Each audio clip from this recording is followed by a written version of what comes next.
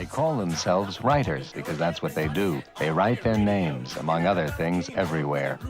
Most of all, they write in and on subway trains, which carry their names from one end of the city to the other. It's called bombing.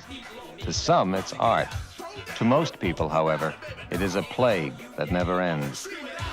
A symbol that we've lost control, control. You are now about to witness the strength of street knowledge.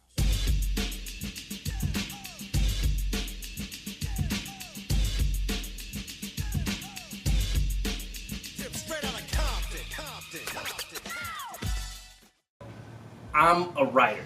I started writing graffiti, and graffiti is based on typography. It's not necessarily images, it's not, cartoon characters, though that brings a different element to it. Traditional graffiti is based on your name, a moniker. Earliest examples of that in terms of humanity are cave paintings. Modern stuff in terms of post-industrial revolution would be considered the freight bums and the hobo tags and graffiti that you see on trains, scrawled usually with a markable grease pencil or a streak. And then you have hip-hop graffiti, which came from the late 1960s between Philadelphia and New York. And then it really blew up in New York in terms of modern day hip hop graffiti. And we saw that blow up in the late 70s, early 80s.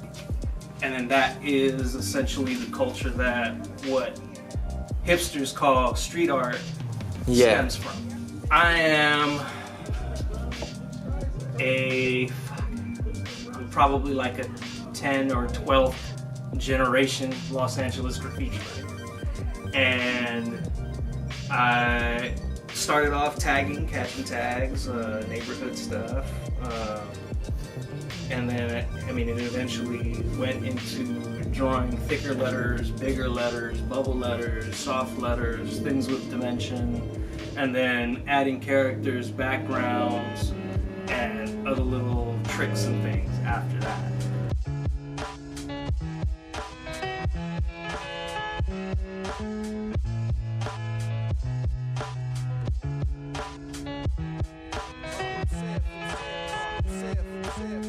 Dude, we're all out here and we're trying to make a living off of doing something we love to do. That can't be done, Yeah. But there obviously is a change in the sense of what the culture was to what the culture is now. The culture then was all DIY, it was all word of mouth, entrepreneurship type of deal where you had an apprentice and you had a master or an older guy that was able to guide you. Whether they were 1 or 2 years older, it doesn't really matter, because in terms of graffiti sense, that is a whole life, or it could be a whole lifetime of a gap, Yeah. Especially when you consider that the revolving door of your graffiti, your traditional graffiti is every 4 years there's kind of a new batch of kids that are coming out and coming up and doing their thing. That also makes it much different than, say for instance in the 70s, where by the time that a writer was 18, they had already stopped writing completely. It was definitely more of a youth-inspired activity.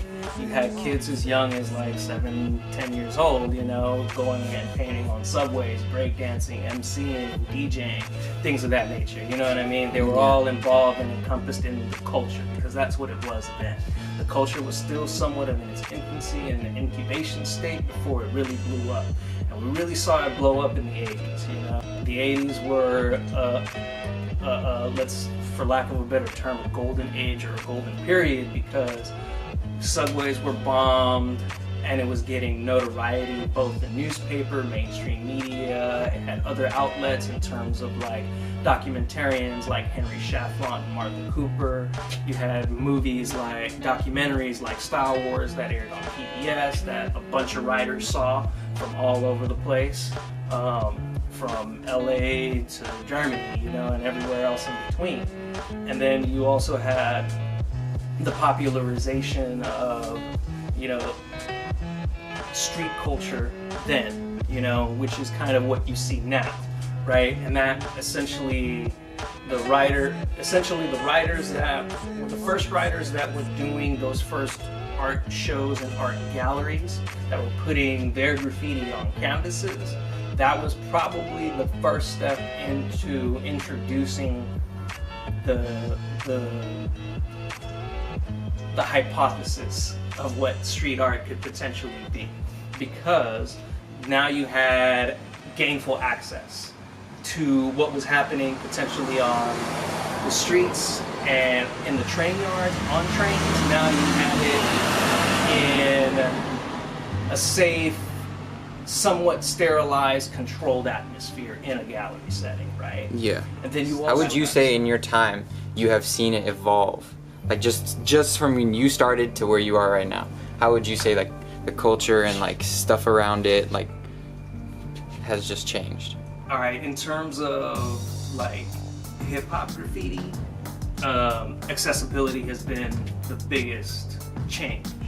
So back in the late 80s and early 90s, the internet wasn't a thing quite yet, right? So social media didn't exist, the internet was not readily available to the masses, so that changed a lot of the things in terms of the accessibility of what you saw and what you were introduced and influenced by, right? Like today, you have a bunch of Instagram writers, a bunch of Instagram street artists, or like people that are just, you know, on the internet, and that's how you are aware of them. It's not like you see them personally in a place, you see it first on the internet before you actually see it in the street. Okay, so how would you say that it is perceived by people who do not know much about it? Well, most people are ignorant to the fact of what graffiti, hip-hop graffiti, gangster graffiti, and pedestrian graffiti are. And those are all subcategories, you know, under this one big umbrella, right? Hip-hop graffiti is different from, let's say, hobo graffiti because, number one, your freight train riders, in terms of like the guys that moniker that street, they typically do not use paint. They typically do not belong to crews, and they're typically just doing whatever their icon is. Some of them might have graffiti backgrounds prior to doing just the freight train hobo graffiti, but there are also guys that do both at the same time. And then you have hip-hop graffiti. Hip-hop graffiti, like I said, is based on typography. Typography is the primary focus. Characters, images, and backgrounds would be like the secondary information to it. Essentially, a graffiti writer wants you to know their name, you know, in some way or another, you know, whether it's by specifically reading it or interpreting a specific style that is relative to that writer. Okay, so in that sense, you know, we're doing guerrilla marketing to that extent, right? In which your hipster street artists have bastardized that practice. Yeah. Because most street artists, and I'll do air quotes for that, don't focus on the fundamentals of what graffiti art is. Yeah. Okay, graffiti art is based on typography. If you don't have a nice tag, you're probably not going to have a nice piece. Okay. So there's also a whole subculture of people that just stencil, and then that's what they do.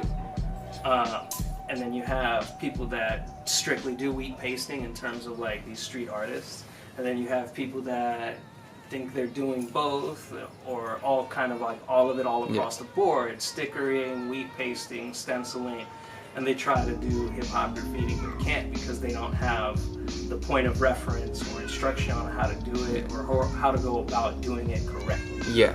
Okay, so you would say that there is no culture, right? There's just a bunch of people that see it and they like to make their own street art. That's Right, kind of and like what you're getting at. as far as like the culture, I think street art is too young at this particular point to have an established culture. Because in my opinion, what they're doing is they're being culture vultures from hip-hop graffiti, okay?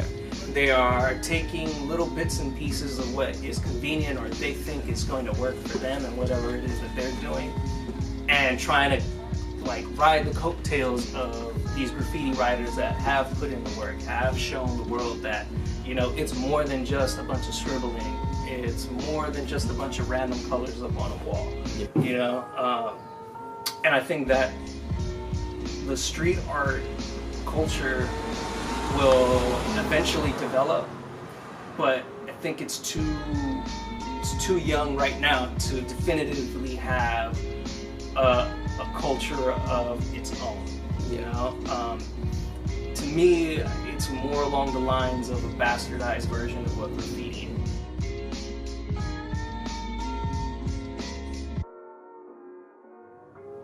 is. It seems as though a lot of people that are street artists think that it's easy to do, and that's why they choose to do it. They may have tried their hand at doing traditional hip-hop graffiti, and it was too difficult for them. You know, holding the spray can, doing the straight line, you know, having the knowledge of what works better in certain environments. That takes time, and that takes a certain amount of guidance from people. Yeah. But you also have to do a lot of trial and error as well, right? But sometimes I think that the street artist wants to take the shortcut. So they decide to do wheat paste or to do stencils or to appropriate a cultural icon and you know, give it a different colorway and say that this is theirs, you know what I mean? So here's the other thing though too, it's not just painting on the streets, but it's painting legally in the streets. Yeah. Okay? And that's the other thing that differentiates street art, your typical street artists and your typical graffiti writer. Now, your typical graffiti writer will also go out searching for permission walls too, but their primary focus is illegal work, okay? And that could go from a simple tag to, you know, billboards to full-on rollers and buildings. Yeah. Okay. Now, your typical street artist or whatever is probably working in smaller confines in terms of, like, you know, paper widths, for example, if they're wheat pasting, right? They have to be more conscious of that. They have to be a little bit more focused on the process rather than the execution, so to speak. Amassing materials is kind of like one of those things that happens for both, but it's the execution that makes it that much more different. Okay. Yeah. It can't possibly have a definitive culture yet, you know? And I think that's the distinguishing factor, you know? Yeah. Aside from the subject matter itself, right? Because you have a bunch of people that think that they're artists, or they think they could spray paint, but it's not easy. It takes time and it takes work. And it's not like you can just pick up one of these cans and just spray.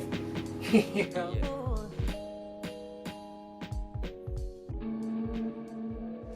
Again, when you have a bunch of culture vultures that have no point of reference or frame of reference for the culture as a whole, then it becomes a little bit trickier, because then you don't have anybody necessarily there to, like, put them in check, you know, or be that check and balance that, you know, the street kind of offers, in the sense of, like, if you're a graffiti writer and you're a toy and you go over somebody that you can't burn, you know, chances are that your shit is gonna get gone over and or dissed by said person, or somebody else for that matter.